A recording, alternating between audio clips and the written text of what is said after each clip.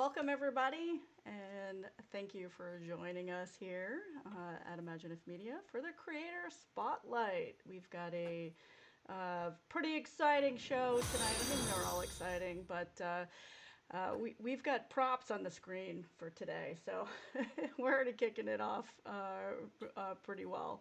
So we've got two lovely humans joining us today, and I'm going to go ahead and let them introduce themselves. Andy, why don't you go ahead and go first?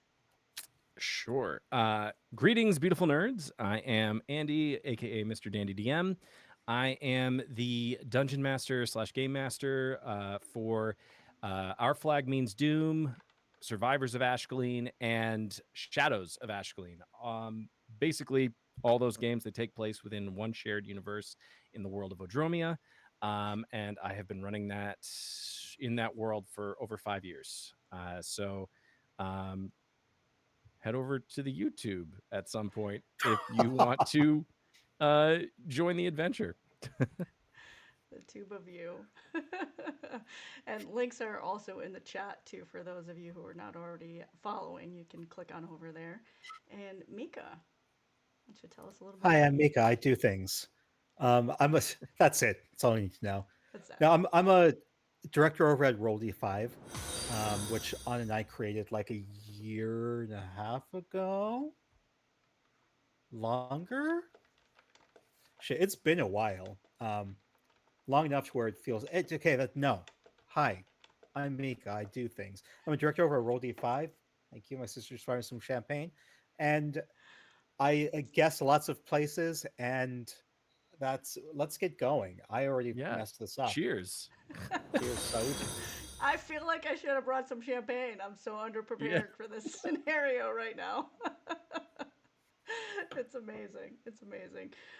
Yeah, so we were talking a little bit back before we started this stream about a bunch of stuff, and I feel like there's so many things between the two of you that you have happening right now and coming up. But let's kick off right out of the gate and talk about Castleton for a minute because that just came back, and yeah, let's Indeed. just jump in on what's that whole experience been like for you, and what are you like kind of like looking forward to as you're jumping into this next round. That is so loaded because like there are things that I want to say about Castleton, but I also have to be so careful that I don't just Spill the give tea. things away because there are Yeah. spoilers. There's stuff that I've recorded that hasn't even aired yet, and I'm just like, ah. so, um, Castleton is this incredible brainchild of AJ Winters, aka Winter's Tale. They created this incredible universe that is part Bridgerton, part Hunger Games. It is truly it is just it's a joy to be a part of. But it's Mhm. over 150 plus creators that are all from all over the world. Um, and we are starting the second half of the story Yeah. now. It So was supposed to be like one part. Now it's two parts. Quite frankly, I'm wondering if there's going to have to be a third part. I honestly I feel like the trilogy idea is probably a good idea. Yeah. I would love here's my idea. Like the second part, like we're winding down, and then suddenly people start getting capped left and right. Yeah. And it suddenly turns into Empire Strikes Back, and then we have to have our Return of the Jedi. So That's what I'm thinking. Yeah. Like new people are coming in. yeah, Nobody's really died. I have a So feeling something's gonna happen this season. Something has to happen. like episode 3, things are definitely going to happen. Yeah. Mm. So I'm not ready. It's No. gonna be I've it's gonna be got epic. I've got a Who are your sanctuary. So characters? What are I'm your good. characters? Oh, I play Lug Lamonk, who is the demigod of citrus fruit. Um, I Amazing. remember when I pitched this to AJ, she was like, "I love that, but like, are you sure you don't want to go like more just fruit in general?" No, no, No, no. citrus fruit. Yeah, uh, and he is the son of Sign and Scythe, and he is the curator, the monk of the Cathedral of Sign and Scythe on the edge of the tongue of Castleton, over by the Aether Field. So it's kind of like the last line of defense should people try to invade.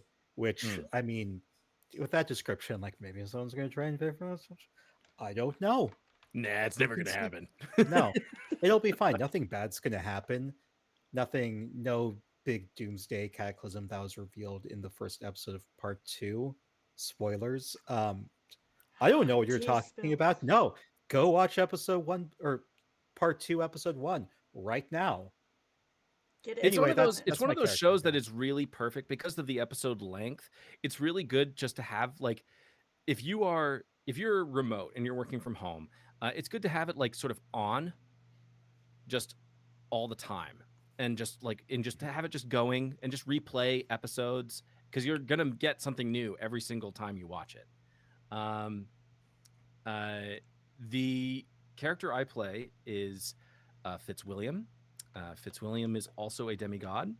He is the demigod of Gambit, and he is the right hand of her Majesty the Duchess. And he is, without giving anything away, he is in the midst of trying to do a bit of soul searching and finding where he actually fits in this world, and whether or not the things that he has been doing in the past, whether they are just part of his uh, programming, or if it's actually, or if he can actually strike out on his own and do something for himself. Yeah. So The Luke drama is of choice. pretty similar. Yeah, like wondering what he's very lonely, and kind of wondering about, saying like what he's been doing this whole time. Like, is it worth it, etc. mm. And he finally feels like it's been kind of worth it, as he unintentionally becomes the Hauser, the host of the rebellion. The Fruit Rebellion. Rebel against what? That's a great question. Hold on, let me hydrate. It's been Go redeemed. hydrate, everybody. Thank you, DIY That's not Wench. that's not hydrating. No, the rebellion is against the whole of the not the ton itself. It's the matching season. It's The rebellion idea of against the the matching games. season. Yeah, Interesting. Okay. yeah. That is a great name for a band, Genasi. The Fruit Rebellion. Great name for a band. I have an entire list of band names. We can go over that later. That's not on the list. That didn't even make the list. Maybe that's redacted.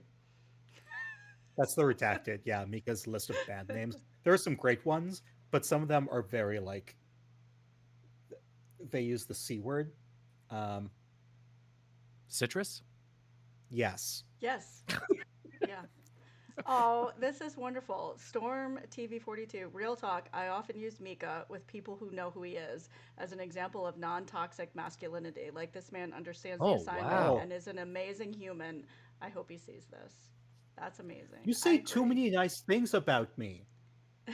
Honestly, That's not that a is thing. Like they do. That's They've said amazing. some I very agree. nice things about me recently. I'm like, that's you say too many nice things about me. honestly, I feel like that's like Truly. one of the best compliments someone in the community, or a male presenting person in the community, can receive right now. Especially Um, in this climate. oh, what climate is that? No. Yeah, That's no, a for different real. show, my friends. That is a different show. that's a that's a whole nother world we're living in. Let Oh, you're just let's. downing that. Okay, let me. Yeah. The whole I'll let's hydrate talk for about both of you. climate right now. Okay. Let's not talk about climate. Yeah, I'll hydrate for both of you. um, let's jump and talk about art for a second, because right before the stream you were getting very excited about some art, Andy, that you Yes. had got in, and I know Mika and I also get art created for our characters and all of that, and are in some all plays where the characters are created for you, and which is a wonderful thing when that happens as well. So let's just talk about the art and the artist community for a hot second. Like, what's your I would favorite stuff love. you got going on right now? Okay, so there, I could talk about this creator, or this artist a lot. Um, they go by Welly underscore woo woo on Instagram. They're an animation student, and they have come recommended from another player of mine, from Emma Ramasco, who plays the Duchess in Castleton, but who is also a player in Our Flag Means Doom, which is a show that I run. And they recommended Welly Woo Woo, and I reached out to them about creating art for Our Flag Means Doom, and they did, and it was awesome. And so just seeing how well the players received that art, but then sort of it's it's interesting how when you do an actual play and there's art that's involved and you get character art made, it's almost like you are performing on stage and you've been rehearsing and rehearsing and Mm. rehearsing and rehearsing, and then opening night happens and you get to finally put on that costume. And character art is the same in that regard. It has the ability for you to suddenly look at that art and just be like, I am the voice of this character. And it's uncanny what sort of happens once you give that gift to a player. So I'm actually going to throw them. I'm going to throw their link in the Twitch chat, and people can take a look at their art if they're Amazing. interested. But they're really tremendous. They're also creating art right now, which is the art that I showed you guys before we went live. They're creating art for the other show that I run, Shadows of Ashkelon, and they sent me art for this amazing satyr PC that is a terrific character, but it's so awesome just being able to see them physically represented. So yeah, I'm really excited. I actually just sent it over to the player just to see if they have any notes. How So many shows do you run? I run currently I run 3 shows. I run well, technically I run 3 shows, but I run 4 games, all of which take place within the same world. Mhm. Um, there's Our Flag Means Doom, Survivors of Ashkelon, and Shadows of Ashkelon. And then there is the off the air game that I run, which is technically the oldest game. Mhm. Um, it is a group of people that I met at work. We now no longer work for that company anymore, but we still play this game together. We've been playing for a little over 5 years now, in this one campaign, and this one campaign has, I don't know if bread is the right word. It has well, I'll just say it. It has bred other campaigns, Mhm. and primarily because it sort of took place during the pandemic. So TikTok was really huge back then, and so a lot of the people that are in these campaigns that I'm running now got to know me through like TikTok and Reels on Instagram, and I ran some contests, and we started off with the idea of doing one shots, and those one shots never stayed one shots. Like it was like I had Mhm. prepped for like a one shot, maybe two shot, but then it was just like the players enjoyed the world and they enjoyed playing so much that they were like, okay, but like we could keep going, right? And I was like, um, sure. And And five so years it just later. 5 years later, I am juggling schedules, and it is like being I was actually at my mom asked me this the other day, like, what is it that you do? And I was just like, so you know how like TV shows have showrunners, like they have like people who have like the book of the show, and like you like have all of the actors in it, and you have the production people, and that's basically what it is. That's what I do. I run I run three shows, and one that is technically not ever seen. Although they cross over each other. And so there are crossover Ooh. episodes that have taken place. I'm actually in the midst of a 4-part crossover with people from the main campaign crossing over with Our Flag Means Doom. And so I those don't know that episodes I could haven't keep aired that in yet. my head. I That's a lot. I have a lot of writing that I've had to do I'm to bad at keep all of notes. it straight. Um, thankfully, um, thankfully, I have on the campaigns that are being run right now people who are really good at note taking. And sort of very good at sort of like submitting notes and also sharing with me like, oh, this happened and this happened and this happened, and then I'm able to sort of go back and sort of retrace my steps and be like, okay, they're here, that means these people are over here, and they're right, and then these other people are right here. But yeah, the perfect example of like that experience, and it was one of my favorites, was this past New Year's. I had a crossover with the cast of Our Flag, or of the Survivors of Ashkelon meet the main campaign, and they crossed over, and it was a 8-hour game. Um, and it Oh, was, geez. yeah, Wow.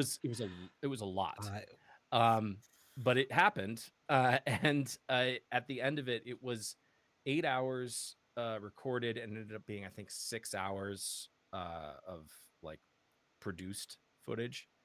That is available to watch, but it is one of those crazy experiences in sort of collaborative storytelling when you can actually make something like that happen. Um, and I've just been very lucky, honestly. I've been, I think, incredibly blessed to be working with the people that I work with, because they are dedicated to the story, to the world. Um, yeah. In fact, Janasi Kwa um, which is such was a actually a fucking part of good that. name.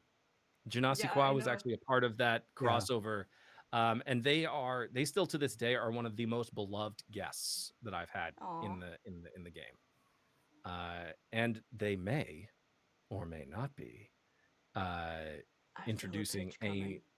a new Oh. character who will be appearing in Redacted. No, they'll be appearing in Yeah. Shadows of Mm. Ashkelon at a later date. So I haven't even told those people that it's coming, but it is coming. So, if somebody was going to jump in, had never listened to any of the series that you're doing, if they were going to jump in right now, where do they jump in? Um, that is a great question.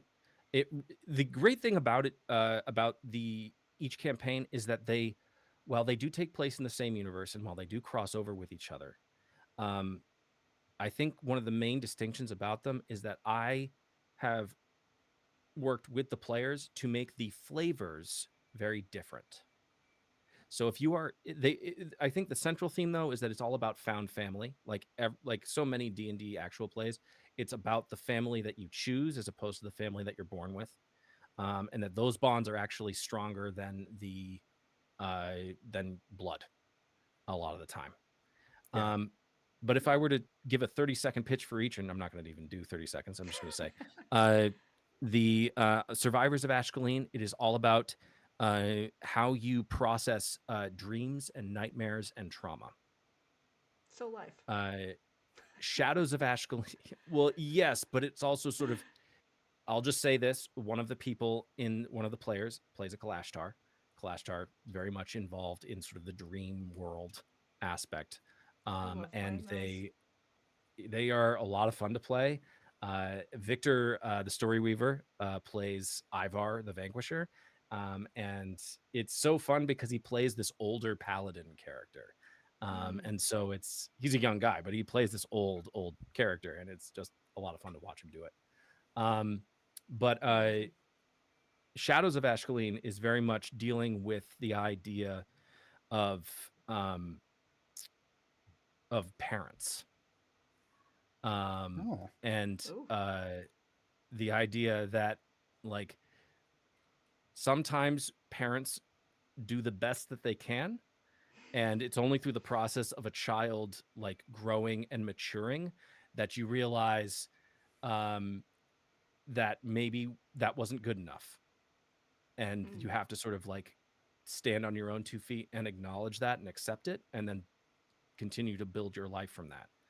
Um, Our Flag Means Doom is very much just sort of the concept of found family, and it's sort of an interesting amalgam of the other shows, but with a lot more. I will say, and this is not a diss to either of the other two shows. There is a lot more comedy in Our Flag Means Doom. mhm. In terms of how to enter it, I would say uh, I would say probably jump jump in with Our Flag Means Doom, but also know that the key thing for all of these shows is that they all begin with the fall of a city. And it is the capital city of one of the kingdoms in the world that I built.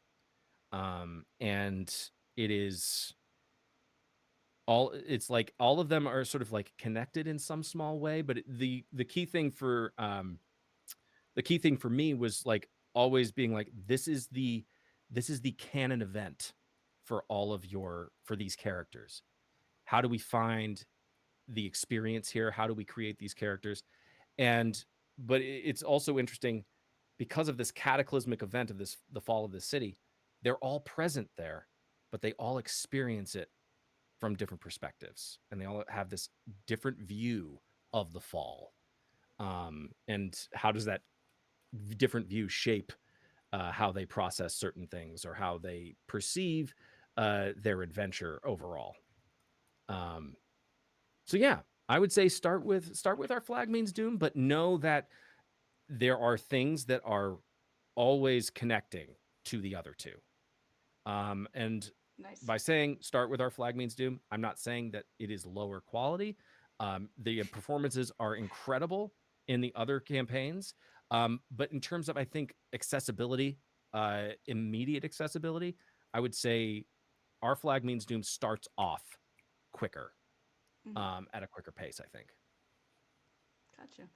Uh, Janasi Kwa says, but in all seriousness, Andy is a fantastic DM, extremely communicative and kind and patient and funny. What a gift it was. Oh, I'm loving all the love in the chat. Oh, I know.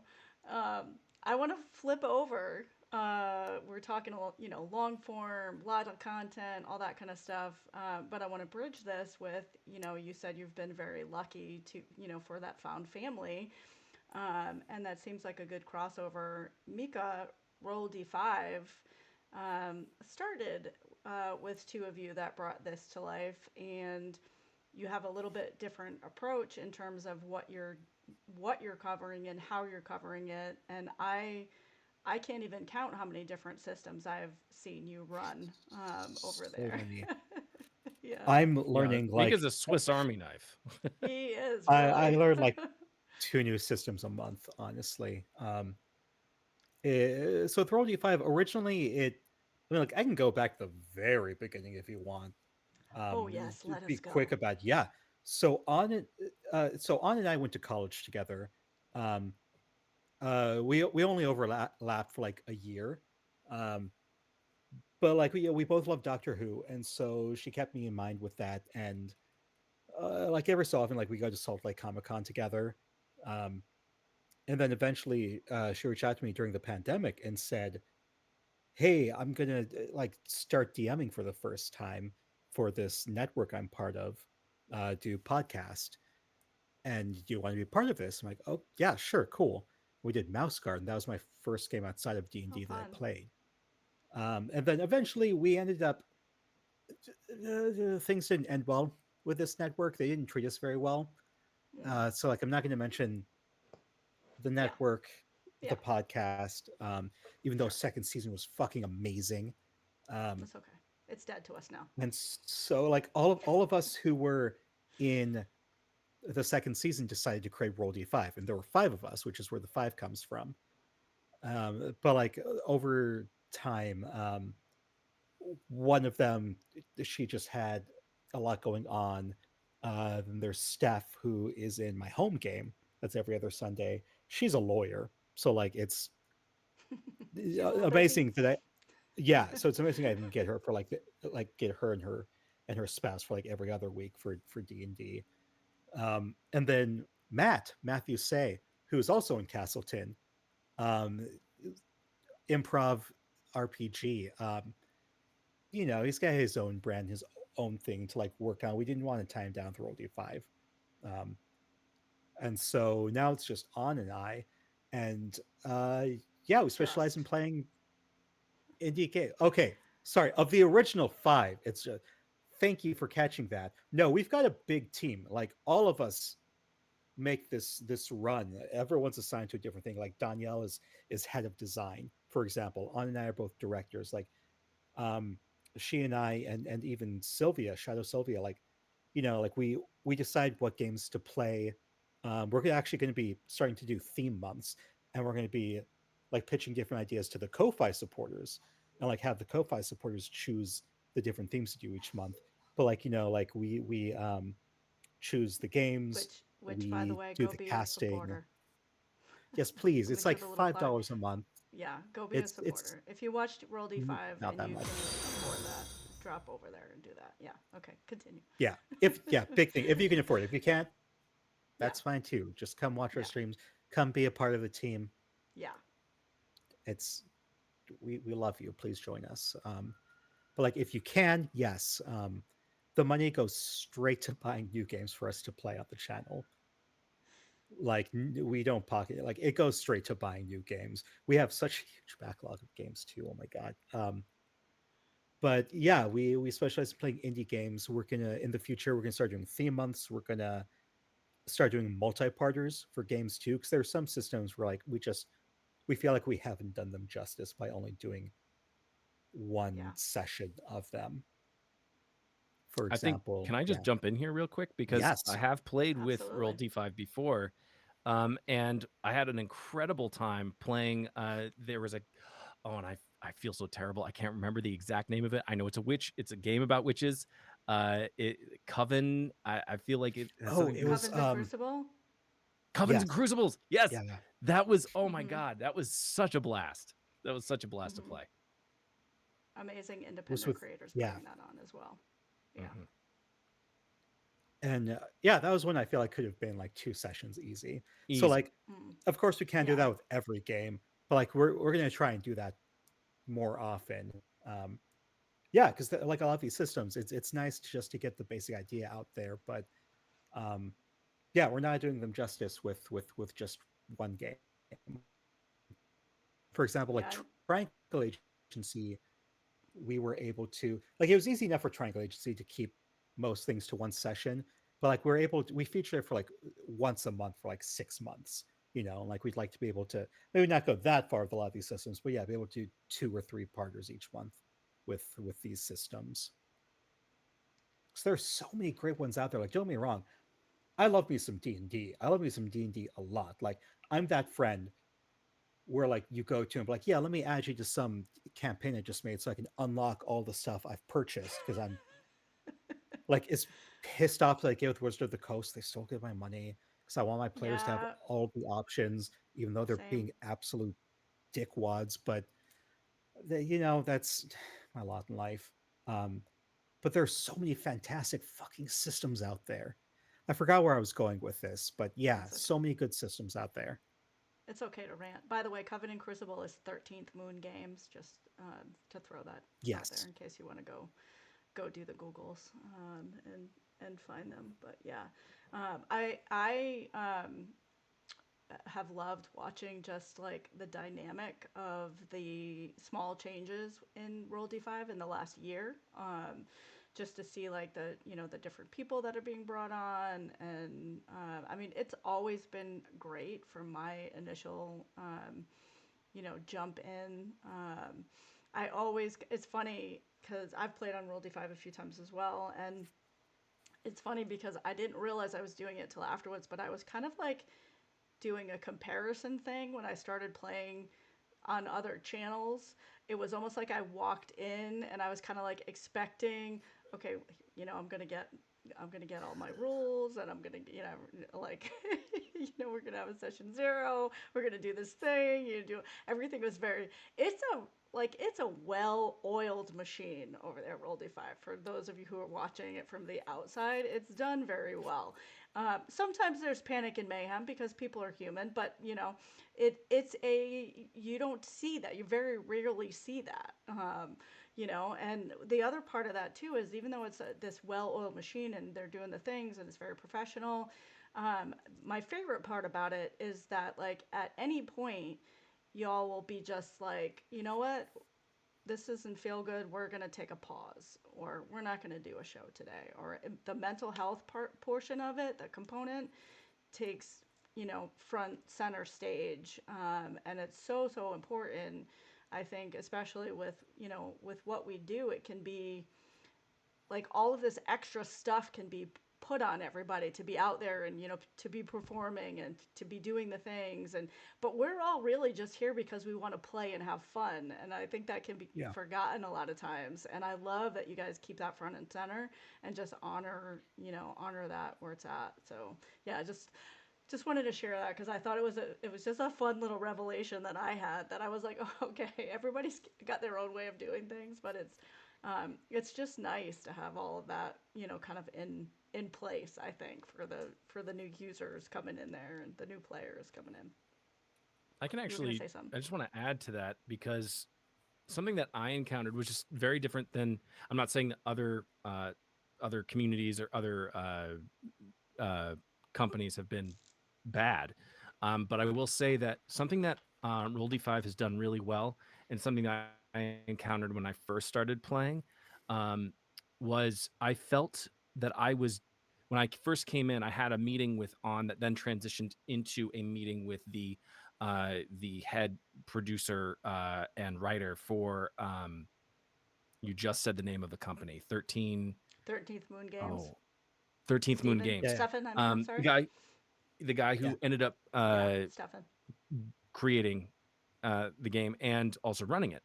Hmm. And so it was, I felt like I was being, in some ways, that there was almost a screening or a vetting process coming in, and that was something that I hadn't expected. But in retrospect, when I was looking back on it, I was like, that is incredibly smart, incredibly, like, well thought out, but also just like, because you want to protect your community, you want to make sure that you don't just let people just come in, and because we all are a part of this community. We know that there are certain people who can be toxic or harmful, and you want to make sure that you stay. Unfortunately, yeah. Yeah, Unfortunately, I mean, that's true of most communities, but the fact is that, Yeah. like, yeah, they are out there, and so you don't just want to just let anyone, not in we're excluding people kind of way, but Mhm. also just like, we are inviting you to the table, Yeah. but we're going to have a sit Like, down, like a good yeah, session yeah, zero, to determine what expectations are and what yeah. sort of code of conduct we will have playing in this game. And that was a welcome thing. It was like, it was good to see that those steps were being taken. yeah, for sure. What is the easiest and hardest game that you've had to learn real quick to play on stream, Mika? Oh Jesus. Oh geez. Part of me We can wants to go. say, yeah, come back to I me. was gonna say we Let can me. come back to that, and you can answer the how often do you cut your hair question, because your hair was um, in the chat earlier. I think I don't know. I feel like the most difficult to learn was probably, and it shouldn't have been because it's similar enough to like Delta Green and Call of Cthulhu, but it was oh, what's the name? No, it's in here. So Lex Arcana um, was a bit difficult, and so was oh, what's the name? The one that's based off of Final Fantasy. Uh, Julie ran it for us. Um, Otherwise, Because I feel like for the most part, I've been able to Fabula Ultima. There we go. Ah, okay. mm, Um, oh no, okay. The hardest has been Lancer. I had such a hard time with Lancer. Oh, interesting. really? Why? Because that's a game I that I've always wanted to get involved in. I've played after playing Salvage Union. I wanted to get into Lancer just because I love think anything to do with Gundam related material. I think partially because it was just like a one shot, and there are so many components to it that it felt like learning. If I was unfamiliar with D and had to learn all of that for a one shot, like there are so many options. Like playing a level 5 character in D for a one shot. There's just so much going on. I didn't. This was over on Lost Caravan, which I've guessed it on fairly often, and I just there's like a smaller Discord channel I'm part of. And I remember asking, and they're like, "Hey, has anyone in here like played this game?" Luckily, there was someone who had Sam, and he ended up building my character for me, and I was fairly lost during the game. Um, I'm sure I'd like to come back to it in the future, but it was it just ended up being very difficult for me.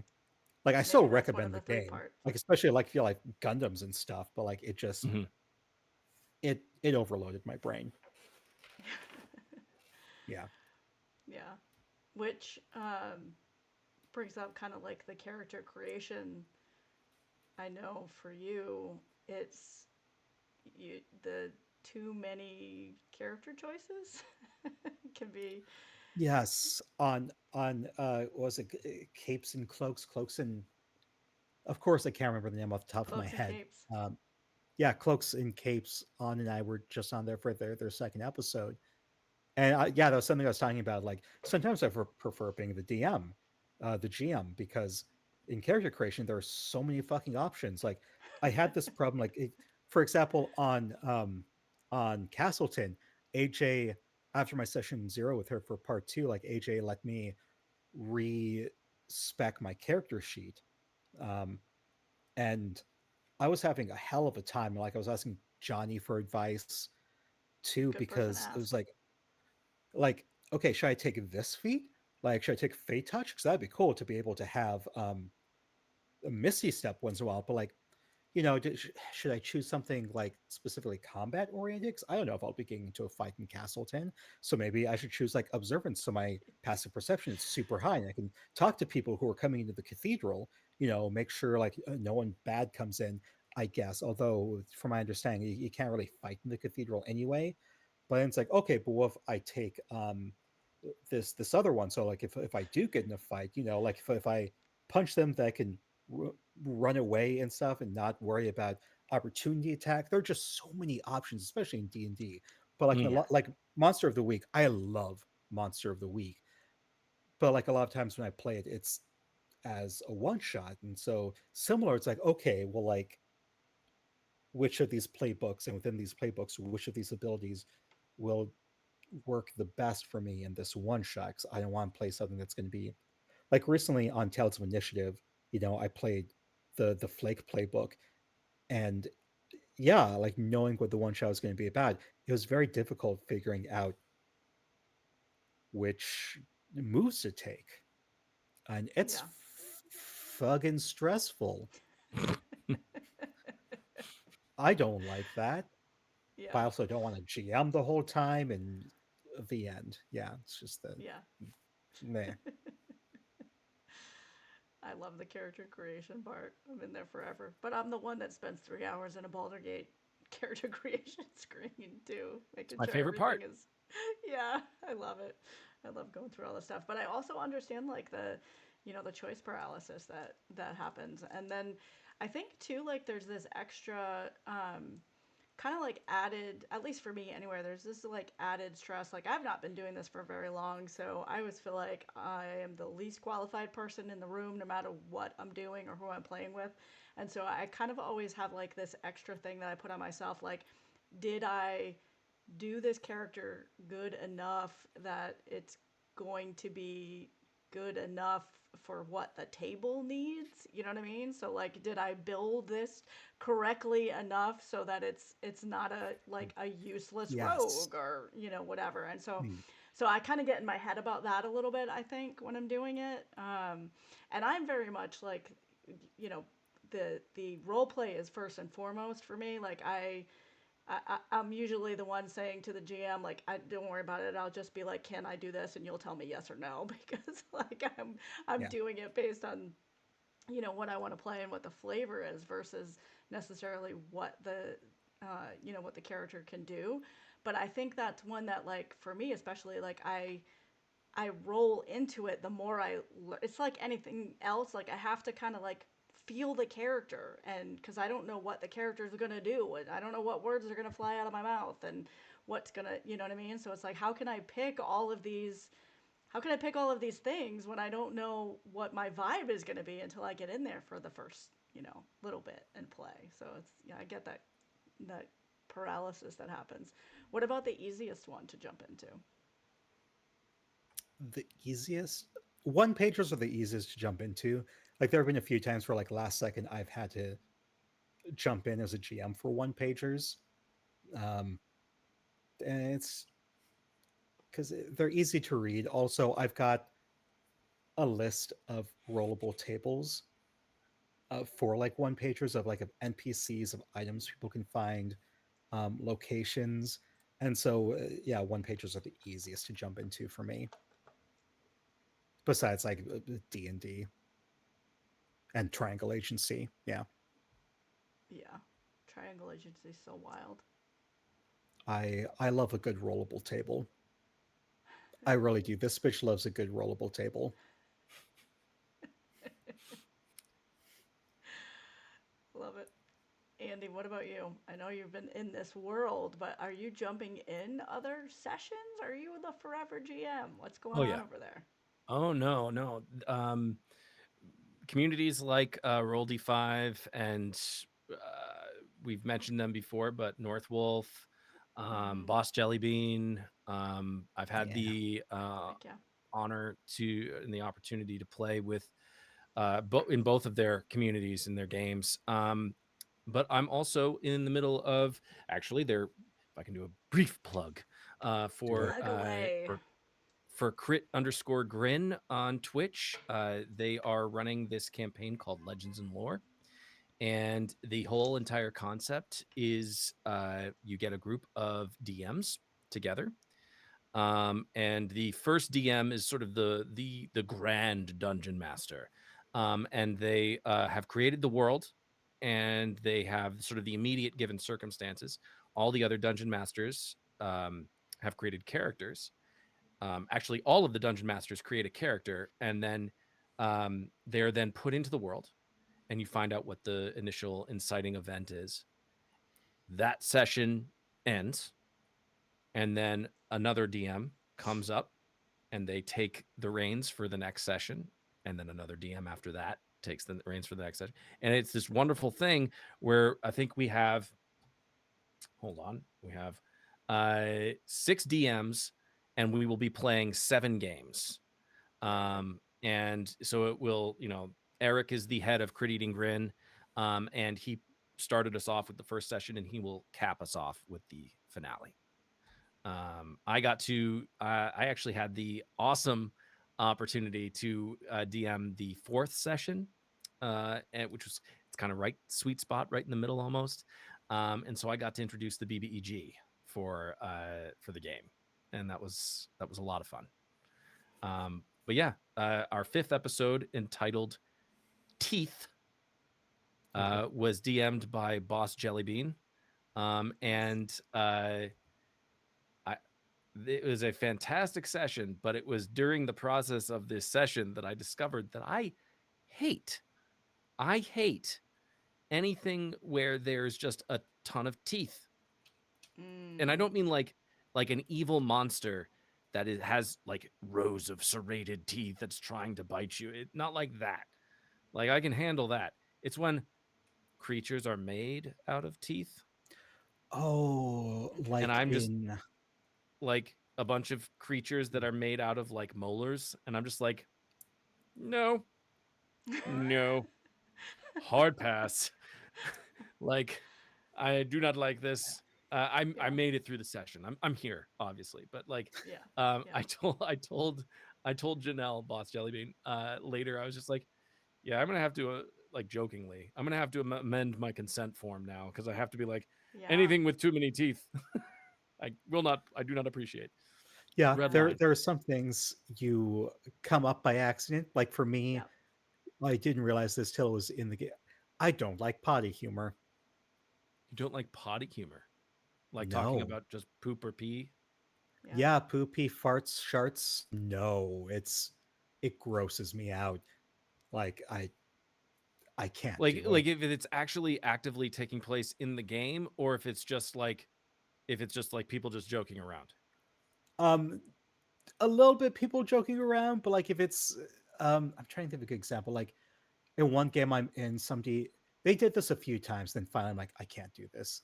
Like uh using their druid craft to like for smells, making it sound like somebody sharded like smearing poop on them and stuff. I'm like, no, I can't do that. That no.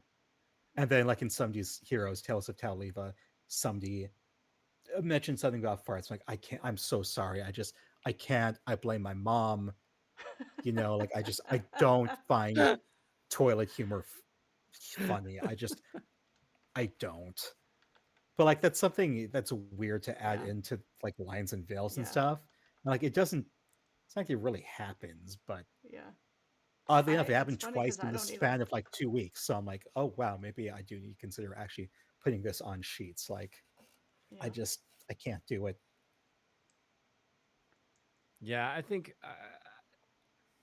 it's one of those interesting things that when you come across it, you just have to just be like very vocal and just be like, yeah, Yeah. not really digging this. Thank you, but no, thank you.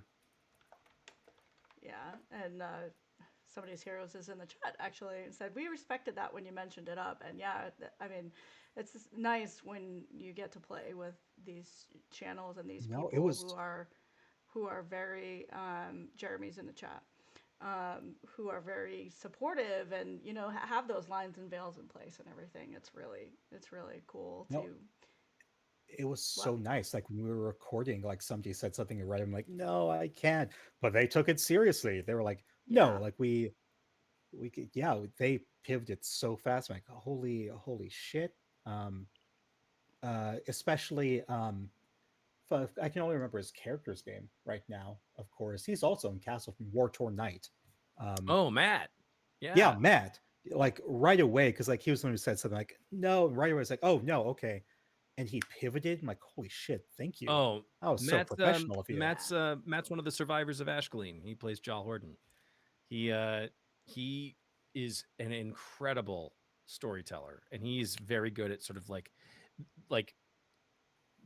rolling with the punches in the Mhm. game or rolling with the story. Always Matt's just awesome to play with. He's really great. Yeah, seriously, I've met a lot of people from Castle and actually in some of these heroes. Hmm. Um, Hmm.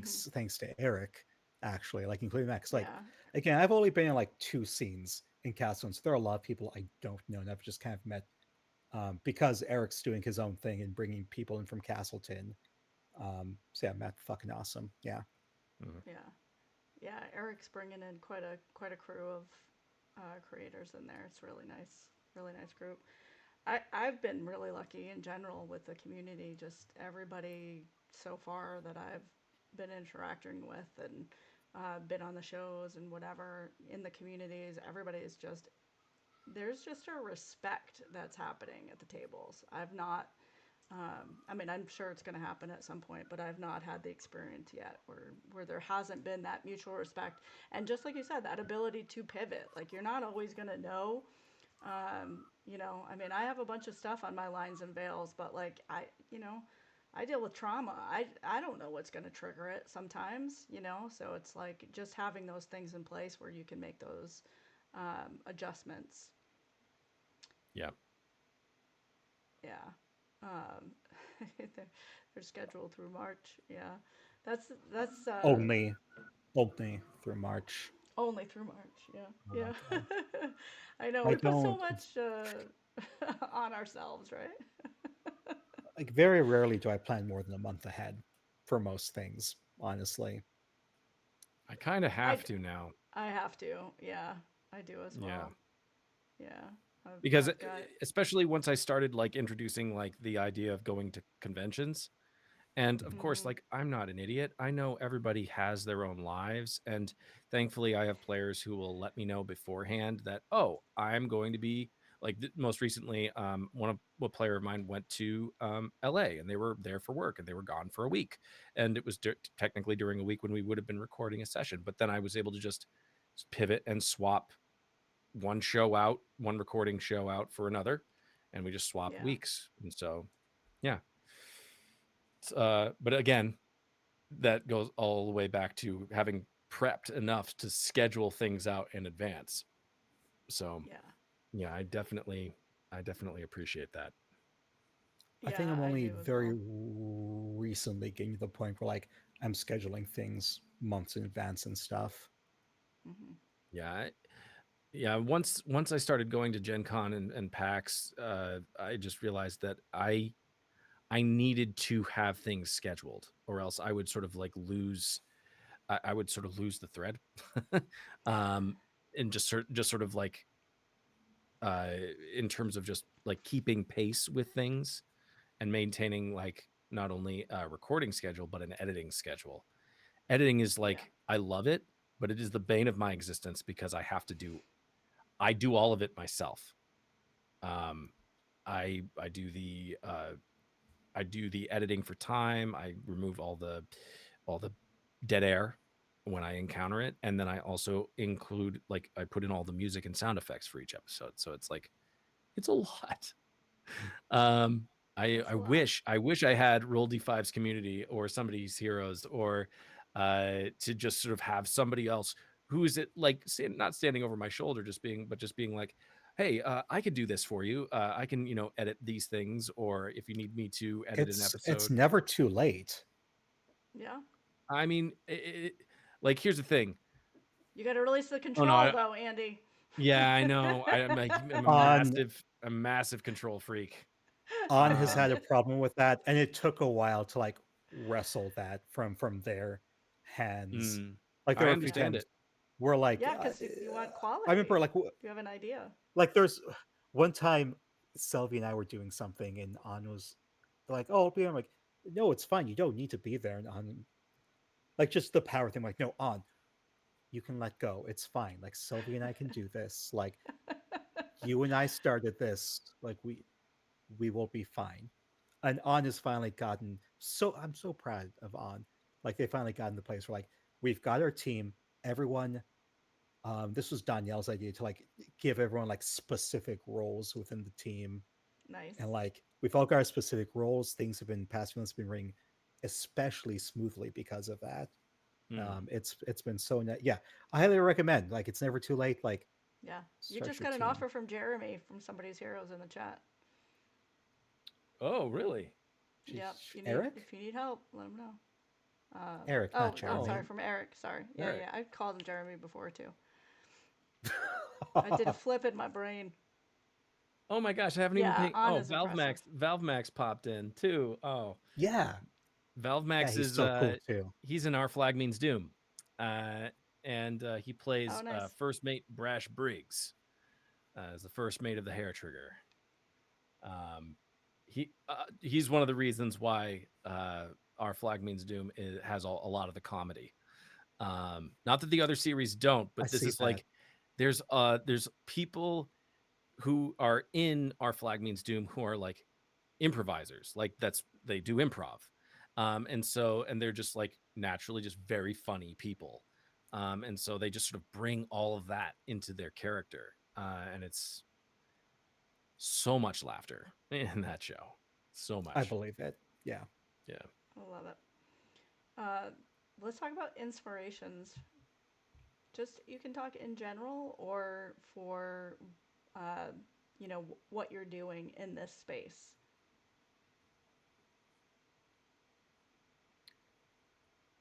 let me see if I understand. You're talking about like inspirations that we have sort of bringing to the table in terms of Yeah. why we do what we do. Yep. Okay, repeat that. What's inspiring you to do what you do, and what do you bring to what you're doing, and who's inspiring you if you want to go that Ooh. route too? Yeah. Yeah. We're coming up on an hour, so we'll wrap it up I soon. mean, like, the lame answers. Everyone's inspiring me. But like, thing is, That's not everyone lame. is inspiring me though. Is like everyone's doing so many cool things. Like, Andy, you've got your cinematic universe, as was put in the chat. Um, but like, so Wait, does what? Aaron as well with like the Philly by Oh Night. Like, yeah. that's so Mm-hmm. freaking impressive. Yeah. Yeah. They're Johnny doing amazing things over and there. like his love for Candela Obscura. I'm like, whoa, there are people, the game designers, and everyone's just doing such fun stuff, and Mm-hmm. I like dip my toe in everything. It's all Hmm. really inspiring. Like people do something like, well, heck, I want to do that now. I was inspired by Yeah. Lala. Heart. I'm obsessed with Heart as a Dungeon right now. I cannot get enough. Rara's doing an Oh, amazing job with everything yes. over there, Yeah. but Yeah. Rara yeah. is hugely inspiring. Like I remember at Ooh, Gen Con, Rara just they just talk to people. They just do things. They just go on a limb. They just ask people. And then Rara's they've great. got like the Heart is a Dungeon, great network. All of a sudden, it's like, damn, rah rah. Like Yeah. I, I want that. The just the casual. Let's just talk. Eh, I Yeah. have so much anxiety. Yeah. Andy, you are deep in thought. Well, I mean, I had to, without getting too much into the weeds on this. I, honestly, I think somebody there is actually like a person where I feel like I can blame, or I can chalk up like how did Andy learn how to tell stories? I learned it from my grandfather. Um, and I was very young. He started telling us this story about my brother and myself and my younger siblings. And we were all a part of this adventuring group known as the McClellan Kids. And we were in a old West adventure fighting against the villainous stagecoach robber Black Bart. And it was like, what are the McClellan? And it was told, all the stories were told episodically. And so it was this sort of thing that always sort of stuck with me. And it wasn't until later where I feel like the D&D sort of began to trickle its way through, because I suddenly discovered, wait, I have agency in what my character does. Papa, can my character, can I do this thing? Can I say this thing to the other characters? And it was at that point that he was just like, oh, so you're going to start helping me tell this story? I don't like that. And so he became sort of like very precious with the story that he had created. um but I feel like in terms of storytelling, that's sort of where I got my initial impetus or inspiration. And then I went to school for theater. Like I was doing plays in high school, and like all of my background was in like Shakespeare. And so I was studying like all of that, and then I went to college for it. And then did theater. I did theater abroad in Europe, and then I came home, and I was like, I want to keep doing that. And so I kept telling stories in Chicago, and figuring out like what my style looked like. And sort of like during all of that time, there was also like TTRPGs that were sort of happening, but never with the idea like I'm going to be creating this world. Or I was always jumping into someone else's game. And it was always sort of like, this is the established like Star Wars universe or D&D universe. Like there was never, the idea of doing homebrew was not really a thing. And then the pandemic hit. And it was right before the pandemic where one of the people who was a part of the main campaign, we were just having a nerd conversation one day at work, and we were talking about the things that we did when we were kids. And she was like, you know what I haven't done in a while? I haven't played D&D. And I was like, say more about that, please? And we ended up putting together a group, and that putting together that group is what we have is now part of what we have today. Um, so I blame her. It's her fault. And yeah, You're it inspired by, you mean? yeah. Yeah, her name is Aisha, and she plays the character of Boop in the main campaign. This saloonic monk who also may or may not be the long lost daughter of Asmodeus. So, um, Ooh. yeah, she's a fantastic person, but she's also like a really great storyteller in her own right. Um, and yeah, there's those people are constantly people, but also what Mika said with everybody in the community. I'm always inspired by seeing a lot of the same names that you mentioned. Honestly, just people constantly doing things and constantly telling stories. Um, if I can very quickly just say something like negative about it, is like personally, I suffer from imposter syndrome quite like really bad. And so I see like all of these people doing such cool things. And then I just have to very quickly remind myself like they're on their own personal journey, telling their own personal story. And I mean that both themselves, but also in terms of the unique story that they're telling. Like D&D is sort of just the framework for how I tell stories about all of these different themes and topics, and how, especially during the pandemic, myself and my players were processing everything that we were going through in our day to day through the lens of this story that we would tell every week. And I just remind myself, just like, I'm on my own journey. I'm telling my own story. I don't need to tell it as fast as everyone else that I see around me. I will get to a certain point where I'm comfortable enough to create and do things on Twitch, but right now it's not it. And I prefer to do pre-recorded stuff because, again, I'm a control freak and I must have creative control over the final edit in the moment. So I'm working on that though. It's something that I plan to eventually do. It's just not happening at the moment. That's what we do as humans, though, right? We all have our own things, and we just keep Yeah. working on the little things as we go. It's it's hard out there. As a former editor, I go on Twitch live because I don't want to edit a damn thing. I get to the point where, and it's funny because like I understand that control, I understand that quality thing, and I think I reached a point where like for me right now, like what we're doing right now, I'm not going to edit this later. Anybody that's going to watch this VOD, you're watching it exactly how it happened on Twitch. Like it's the same deal. I'm not going to cut it down because for me it's a quality of life thing. Like I'm going to Mm, give up time in my life when I could be doing something else, and is it worth it for me to give that up, you know? That's different though, I think, than we mentioned Rah Rah. The Heart is a Dungeon is a very highly produced, beautiful piece of artwork, and so for that, you're not just doing that live.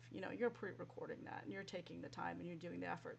So I think it's a matter of understanding what you want to do, what you need, and being good with that result as you put it out there. It's just kind of standing in that space. I mhm. think, yeah. Um, we have very many questions on here that you posed earlier, Mika. Do you have any specifically that you want to address? Is there No. enough void in your life? What does that mean? Um, I just adore Mika.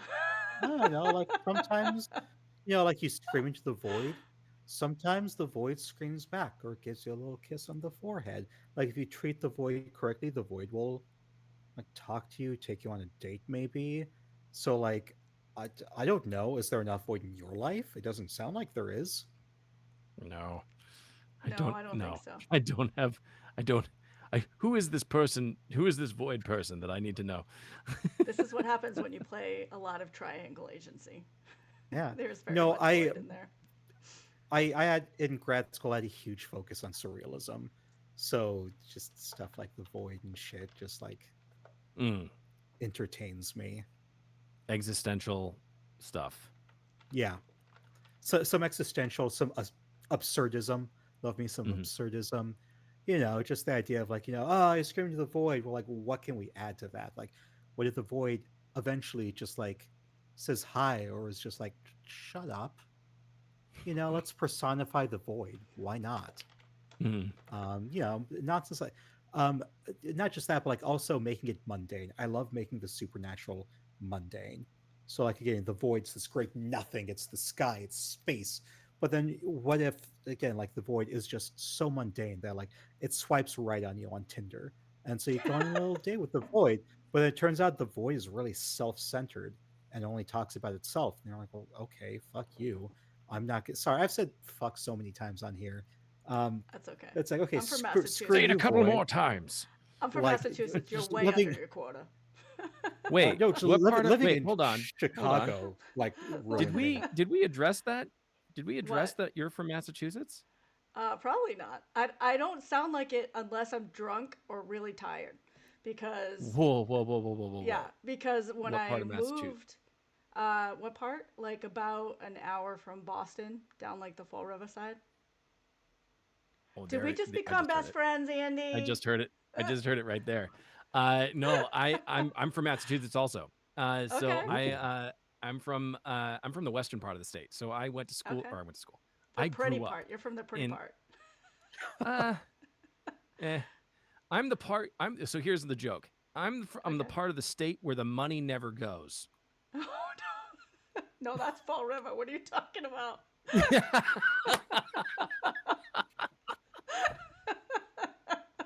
Oh, that is it's scary how funny that is. Um, Right. And then you have no, Tiverton right over the border, which is like, right, yeah, it's a whole no. different thing. Yeah. So where? So So I'm what from area? Greenfield.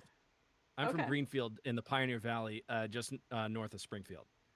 Okay. But all my mom's family is from the South Shore, so they grew up like Braintree, Quincy, Weymouth, like all those areas. Yeah. I But played basketball against those my folks. mom's grandmother grew up in Jamaica Plain. Okay. So yeah, I've been to that's Jamaica Plain once, and I took my cousin there because one of the new kids on the block lived in Jamaica Plain, and we went and of course stalked they the did. house. No, it's so funny that you say that about when you're drunk, suddenly the accent comes out. Oh yeah. Um, I I also have a very similar experience whenever I would go home for Thanksgiving, or Christmas. I would Oh suddenly yeah. like I'd walk into the house and suddenly I would hear somebody say a word and then it Yeah. would be like the Manchurian Candidate. Suddenly Yes. someone says the trigger and suddenly I'm somebody else. Yeah. But yeah, it was Yeah. so funny when I went to college. I went to school in Michigan, so I was all whenever I had an audition, the casting directors when I first started at the theater company at the school, they were like, yeah, you're gonna have to lose that. And I was like, what? The Well, accent. You can't have that. You have to you can't have walk into every audition with some sort of quasi yes. bastardized Boston accent going on. Yeah. You're coming off very New England, my friend. Yeah, they're like, that's a So really bad Boston accent. And I'm like, fuck you. That's how actually how we dare you? talk. How dare you? They don't all sound like they come from Southie. Like. Yeah, exactly. That's a very, very small, it's a microcosm of the Massachusetts accent. Yeah. It's not everybody. Yeah, It exactly. is funny though, because my mom used to have an accent, but like since she met my dad and she's lived in Western Massachusetts, it is funny how like it doesn't really come out unless she says Hmm. certain words. Yeah, And then because you're suddenly like it's like, too close oh, to New Hampshire and Vermont and stuff up there, right? So you yes, kind of like yes, lose it. Yeah. yep. Yeah, I don't know. I lost mine for the same reason. Like I said, I mentioned I was former editor when I first moved to, because I'm in Florida. Don't hate me, but I'm in Florida now. And the Everybody used to makes do. decisions. It's all right. It's all right. Look, I don't like the snow, people, and I can't afford California. So there you go. but yeah, but I used to record scratch tracks where I would have to record all the voiceovers, and finally the producer came in the room and he's like, "Look, I can't. I just you're gonna have to change the way that you talk because I all I can hear is that I can't concentrate on what the actual stuff is." So yeah, so I lost it from there. But it's funny when you say it switches on because that's when I like growing up, my kids would just be, like turn and give me the look, and they'd be like, ah, because I'd be on the phone with somebody from up north, and I would be talking normal for like a second, and then the switch You would see, go this is the way off. you said normal. This is the way you Oh, said that. It was just like, oh, I know your background. I know where you're from. whatever. Yeah, yeah, Exactly. yeah. So, all right, Mika, how are Just you? okay, Shannon. I'm just thinking like Shannon. The next time we play together, I want you to bring that accent to your character. Oh, Oh, it's it's so so fun. funny because like I don't. It's it's weird. I think like because if I think about it and try to talk like I have the accent, I feel like I talk like people with who are doing like a bad accent. Like it's either there or it's not. Like Mm. I don't know. It's just weird. Just yeah. Like I said, it comes For out when I'm me, drunk and and this is tired. horrible. This is horrible how it sort of comes out. Um, yes, it can sometimes like the trigger for me. This is awful. Is the F word. If I can start a sentence with If I an can F start a word or an F sentence, bomb, there if I we can go. drop an F Stop. bomb like really quickly when I start talking, then it Yeah, suddenly just comes out in a very bad way. yeah, Yes, so But much. it suddenly is present, which is yeah. actually funny because it's Emma Ramasco, who's playing the Duchess, as I said, on Castleton. She's from Worcester, the Worcester area in Massachusetts, and so her and I have bonded over that like shared background because like she lived and grew up like 45 minutes away from where I did. So Yeah. yeah. We have a couple I questions in the chat, but go ahead, Mika. Just don't let I me was just forget. gonna say like I sometimes try to copy my mom's accent or just the traditional like Brazilian speaking English accent. It never works. Oh, Like I have a hard time. Like I can kind of do it, but anyway. The questions, yes. Yeah, so the DIY witch wants to ask you why. And of course, I forgot that you put just Oh yeah, why my in the thing. So I said, yeah. why what? And she's like, why? It's on the thing. So, yeah. Um, because I don't have enough money to buy these fancy lemon dice. That's why. All right. So who's going to go to roll D5 and just make a lemon dice donation? That's just what a, needs to happen right now. just add a There. tier to the Yeah. Patreon, and just be like, you, this is our Lemon Lord tier, and Oh, the There's some lemon lord really tier. nice lemon dice that I found. Um, but no, they're expensive. Do not give me that much money. Do not. what are they, I like don't care if you 180 make it bucks or something? like 100. Yeah, Oh, okay. That's yeah. It's like really no, good for don't give custom me. So they're like a dice. very nice. Do Oh, that not. they're like a Hold on. carved. Let me see if Okay. I That's can really find them. good. Let's go to the next Yeah, question drop the while I link. while I look for The these. next question is the DI witch also would like to know. I could like to pose the question that it, if you're editing or looking back on your content, how do you stop from judging yourself? It seems the main Oh, thing getting in the way of me posting anything is my own criticism of myself. Is that something you face, and how do you deal with it? Wonderful question. that is. That is something I've honestly faced recently because, and it sort of goes back to your question about like how do people, what is the most accessible way for people to sort of like jump into the stories that I'm telling. And the reason that I said our flag means doom, partly because of sort of all things that are nothing to do with me. The performances, the characters, they're very compelling. They're also humorous and tragic in so many ways. But also, um, I feel like I'm a better DM now than I was 3, 4 years ago. I've learned a lot. I have done so many session zeros at this point where I feel like I'm comfortable coming into like any table space and knowing how to address people's concerns and be kind and considerate. and not be so like, this is my story. Not that I'm railroading people, but it's just like you're being too precious with it and not allowing people to fully engage and tell the story collaboratively with you. To the editing thing, the Survivors of Ashkelon was the first show that I did where it was actually broadcast, or it was actually like recorded and then put out. I didn't have any fancy graphics. I think it was a recorded Zoom session. And if you go back and watch the first episode of the Survivors of Ashkelon, it's a great story. It's sort of, you can sort of see these people all sort of getting used to who I was or how I was telling the story while they were also telling their story.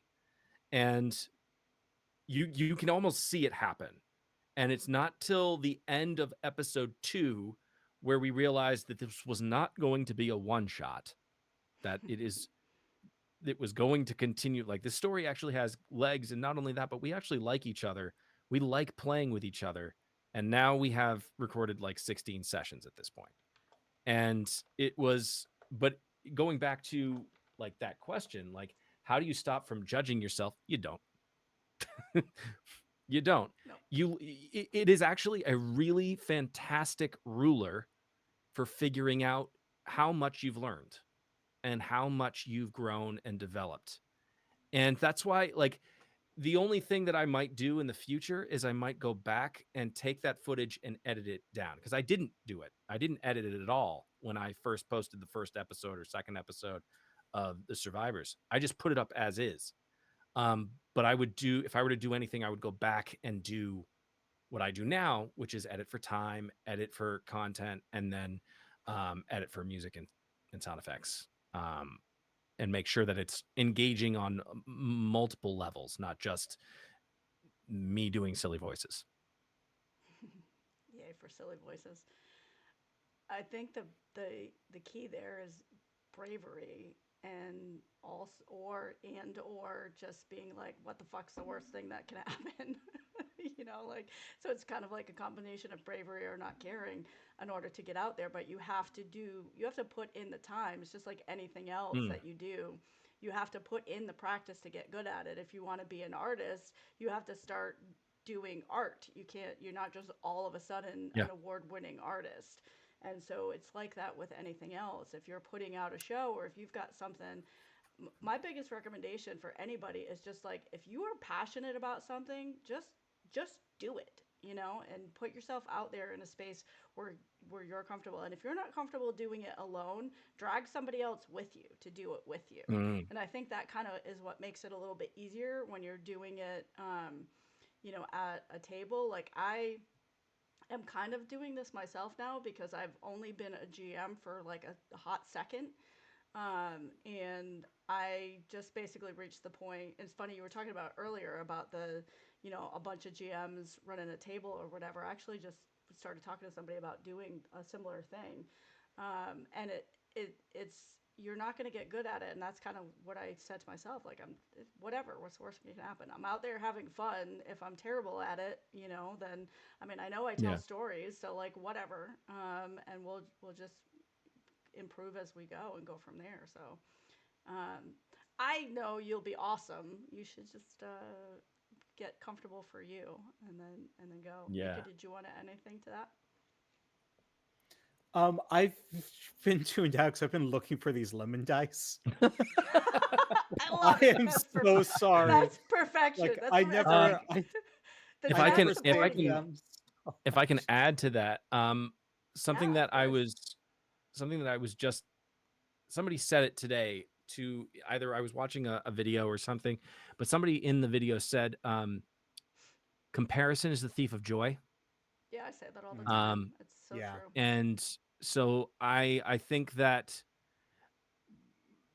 when you're first starting out and you're first trying to like create content, don't think of it so much as content. Really just focus on the story.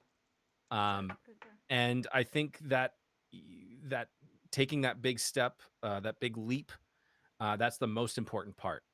Don't focus on necessarily being perfect. Make all of the mistakes, all of them. And don't try to compare yourself, because I feel like a lot of people I have seen other communities, other channels focus so much on being like the next NADPOD or the next Dimension 20 or Critical Yeah. Role.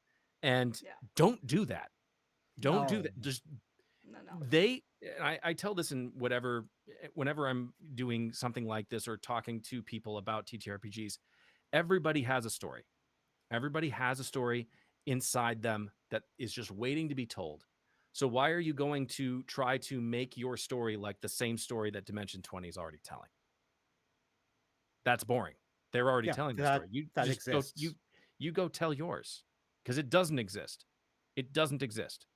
You're the one who's going to tell it Yeah. in the most radical, unique way, because it's you. So just focus on that and make all the mistakes along the way, and you'll just get better. Hell yeah. DI Witch Yeah. says, Mika, I freaking love you. Funny enough, I'm currently working on trying to edit a video that I did with Mika that's been in my backlog for months Yes. now. Yeah, that's been Which a is why I while. wanted to ask We it. made a map. Okay? We legit made a map in that recording, A map of and what? we just made a new world. You know, made a Oh, Oh, map. love Hold on. that. Let me see if I can. Let me Oh take boy. a break from what I don't know what anything is in my room right now. It's all good. Don't We're don't going in look. deep. Don't look. Uh, I can't. You know what? I can't find it right now. It's not important. But we made a map. We did the. I saw this trick online, where like you either take a bunch of beans or rice and you just drop them Yeah. on a yes. page, and that Yeah. yeah. And they have And certain, so like the we did beans have that. a certain value and the rice has a certain value to determine like the Stretch them out. boundaries or elevations of things. It is Yeah. such a cool idea. It's a really simple way to make something like that. You take Hmm. just grid paper or graph paper and just dump a bunch of stuff on there. Yeah, That would and actually be that's fun to what we do at a did. convention. It was great. We ended up we started making a world, and it was a lot of fun. So Savannah edit it and release it Edit it. Yeah. right We have now. another question. Meredith says, "How do you formulate backgrounds for your characters? What is your thought process?" Mika, I think you both can answer Oh, this though. like half the time I just do it on the spot because I'm playing so many one shots. Um, that yeah, I just can't do it on the spot. Other times, oh boy, that's a Andy. You should go first. Um, okay, if it's D&D, 9 times out of 10 you'll find me playing a Warforged character. Um, because the concept and the ideas that went into making the Warforged race or species was like one of my favorite characters in all of media is Data from Star Trek. And the whole story of Data is somebody who is constantly trying to become more human, and how they interact with the world around them and how that sort of makes and molds the decisions that they make and how they interact with everyone. Um, I find that story just immensely satisfying. And I've gotten the opportunity to play multiple characters like that over the years. Um, I I don't know. I I'm also the kind of person who tends to write. It depends obviously on what's being created. Like if we're doing a one shot, you're getting maybe a page. If we're doing like a full length campaign, you're probably going to get a lot more than that. I'm going to sit down in a session 0 with you, and I'm going to delve into the lore that you've created and find out exactly where the person is from and what kind of canon or inciting event actually makes them want to become an adventurer or become something beyond their humble upbringings or background. Um, I think one of the biggest things, one of the biggest challenges for creating your background or backstory is finding how your player or how your character connects to the party. Um, and I think that that's why a session 0, like a group session 0, is so important. I find that one of the easiest ways to get around that, though, is just become the sibling of somebody. Yeah. You know, I'm your brother, Yeah. I'm your sister. There's because everybody sort of can understand that background, and then you can sort of like borrow and adapt and pull and work on something collaboratively together, and then you can take the next steps from there. So yeah, just become somebody's brother or sister. Yeah. It's Eric really says simple. It really does help a he would lot. love to watch Janelle in Somebody's Heroes. She took Plasmoid and is doing the same type of thing. You see, Plasmoid is that is so Janelle. Janelle is Janelle always does such a good job. yeah, Janelle. But the thing is, Janelle is always like finding a unique thing or a unique hook and like pushing like they're in Shadows of Ashkelon, and they were immediately sort of drawn to this one race that I hadn't really had a chance to explore in terms of player characters. And they're like, yeah, I want to be a Lenin, and I want to be a scientist, and my name is Paprika Potts, and I have an Iron Man armor, and I'm an artificer. Great name. And I was like, Nice. say less. Say and less. and and sure enough, they're quickly becoming one of my favorite characters in that campaign, because they are just delightfully chaotic, and Yeah. they're always sort of like finding cool and interesting ways of pushing my buttons. So I love that. Oh God, speaking of chaotic, recently, um, oh so no. in Somebody's Heroes, in the group I'm in, I guess I'm the one who's driving the story the most forward, the least chaotic. And Eric was mentioning that to Sean and Johnny, and both of them were like, "Mika, what?" I So see that. if you've listened to just the easiest example of why they would say that is listening to The Heart is a Dungeon, the current season where I play La La Lemon. I So fabulous. I didn't realize this. Yeah, I've got a habit of being chaotic neutral. Um, It's not amazing. not the one to drive the plot forward. You So could do both. You could be chaotic and also I push can a do little bit. both. Like I do really enjoy playing more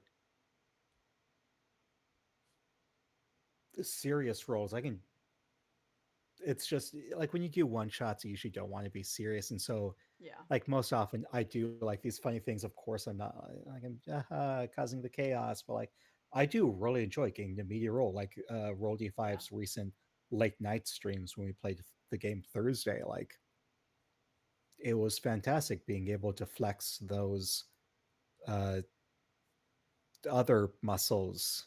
I Mm, can't think of words, just to be more serious, more drama, More meaty. to have yeah. like more meaty. Yeah, Hmm. Yeah, working through the emotional stuff um, yeah, is nice. Kind of lets you do that. You're talking about, like the stories and the connections. It's funny because Meredith, who asked that question, um, is one of the other performers in the show Superhero Shenanigans that's coming out on Don't Kill My Character, and we are kind of like adopted siblings, and that is kind of how we developed it as well. And we actually have so much behind the scenes stuff that we're all doing the different characters, writing the backstories, and we have our own personal chat where we're going back and forth and talking to each other in character, in there to create that. And I think the more you can consume the world, and it is the better it is. And it mhm, just kind of starts by you picking one thing and then flowing with it.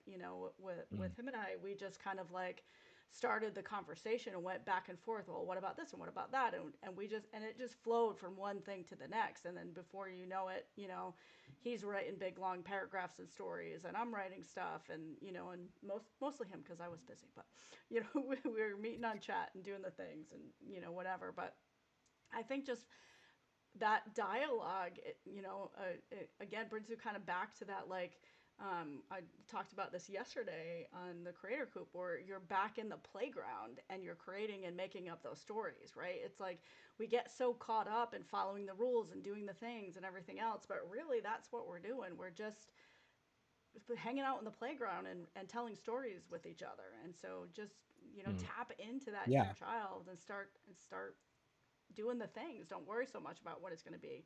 Just do it. Yeah, get ready, go play pretend. Yeah. Yeah, Yeah. Be absolutely. comfortable with it. Yeah. We're gonna oh, something exciting just happened. I have no idea what, but um, we are gonna dip out. I'm just gonna double check the chat to make sure that I'm not missing anything. I'm never gonna Everybody's find saying these love lemon to dice. all. Yeah, we're much longer than we wanted to be, but such a great conversation.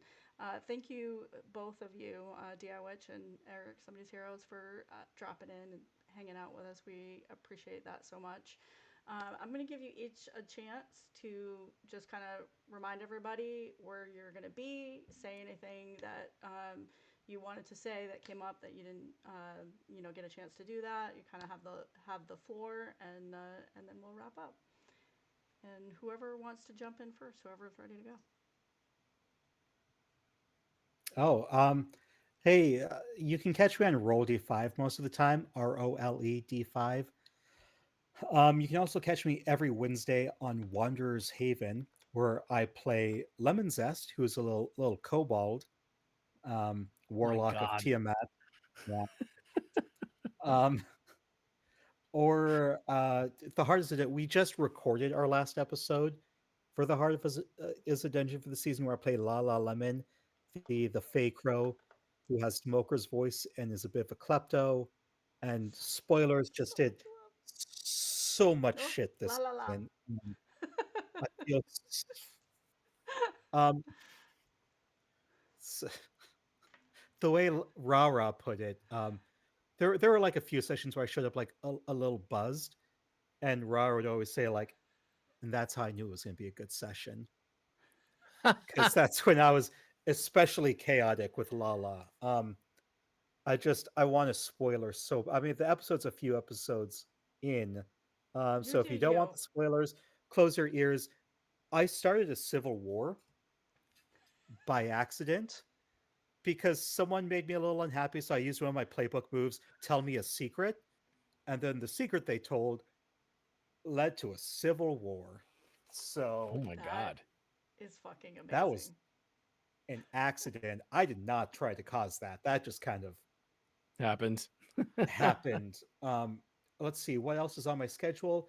You can just for this month, the 21st on Roll D5, we're doing sagas, doing our sagas month, playing a poetry game called Epic. And you can also, of course, catch me on Somebody's Heroes. And every other Friday, um, you can start on the 22nd. I'm on Entropy Emporium on Weird Wilds War, where I play Lemon Sour, who is a Warforged, actually, who is learning about Lovely. things like gender. Nice. Yeah. Amazing. And for the next few weeks, that's kind of where you can catch me. Awesome. You can catch me on all of the socials at Mr. Dandy DM, TikTok, Instagram, Threads. But mainly, if you're interested in the stories that I put out there in terms of actual plays, you can go over to my YouTube channel. That's where they all are. Also, it seems like I've been doing a lot of things with Boss Jellybean recently. Also, there is also I'm sorry, Sean over at Help action needed. Help Action Needed, and Crit Eating Grin, Castleton. I've recorded a bunch of stuff for Castleton recently, which will be coming out in the next couple weeks. But yeah, those are the main ones. This has been a really great conversation. Mika, it's been a pleasure as always. It's also just Yes. good to talk to somebody else from Massachusetts, which is originally from Right? Massachusetts. So lovely. Absolutely. Yeah, it's been great having you both on the show. We've got lovely questions from the chat, which is always amazing, and we even got through some of Mika's chaotic neutral mix of questions on there, which is quite Yeah. fabulous. I love it. So I just want to kind of let everybody know we've got Boss Jellybean, who has been all over the show tonight, is actually here next week with Andy for Margot Mods Games, and they're going to be talking about their Yeah. Kickstarter that is coming Yes. out, which is fire. Johnny may or may not show up on that. It just all depends on what Johnny's got going on, and life's a little Oh, he hectic for could be Johnny right now. moving. Yeah. Yeah. So he may or may not be there. We don't know. But either way, that's next week. And then in December, right here on the Spotlight, we've got Rage Panda Pajamas and Extra La King will be joining us. So that'll be a great conversation as well. If you would like to be on the show, we are booking into 2025 right now. I can't believe it's already this late in the year. But if you'd like to be I on the refuse Creator to believe it. Spotlight, I know it's craziness. Then if you hop over to the link tree that links from our little sections on Twitch and on YouTube, there's a form on there that you can fill out, and that's used if you want to be on that. We've also got a new show that's starting up called Challenge Accepted, and if you want to, you've got game creation stuff that you're looking to do and you're kind of stuck and you need somebody to poke and prod at it and give you some creative concepts and things like that. Ooh, I co-host that with Casper, Casper DMB love that Ghost. idea.